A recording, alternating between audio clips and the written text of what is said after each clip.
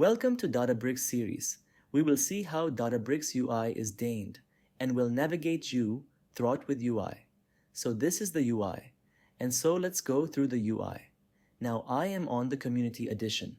That here you can see on the left side, there is the Databricks UI, which brings you to the main page.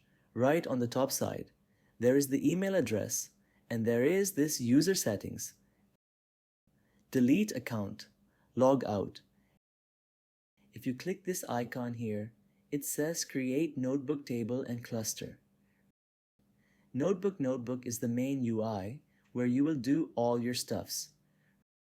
And the table is what we create, the tables. There, cluster is, let's say, engine to run. Right? Let's say you want to run notebook. You cannot do that unless you have the cluster on a high level. I will create a completely new video about cluster notebook, so don't get worried about that. And what is workspace? This is the workspace as it is shown here. So there are shared as well as users. If I go to users, you will see my email address there, and inside there, if you right click, you can create notebook, library folder, Melflow experiment. You can import, right? If you click this, you can import URL or the file. That's how it works. And if you go more here, copy link, address. That's all right. And here is the recent things, meaning that the name itself suggests that if you are going through something, it shows you there. The recent tab and the source icon is where you can sort the workspace. The compute, as I said, this is where we create the cluster and the workflows. This, as you can see here, it says learn more about overflows. For SS, please upgrade your Databricks subscription. We cannot use workflows with the Community Edition. That's what I mentioned you before. We will first explore the free version of Community Edition.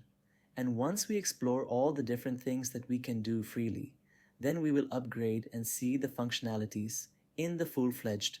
That's how I am planning to create the videos, right? So yeah, that's all the basic things. What we can go through in the UI, as I said before. If you go to the machine learning, and the machine learning stops will be here, documentations and all the different things. If you go to data science stops will be popped up here. So that's the normal behavior that you can see. And in the experiments you can create. The experiments, as I said before, that's all I want to show you in this video. I hope now you know how to create the account and also created the account and also get familiar with the UI of what Databricks Community Edition looks like. I'm going step by step so that one video is linked with another so that you don't get confused and the learning will go in a flow. The next video, we will be going through how we can create the cluster in Databricks UI. Thank you for watching and see you in the next video.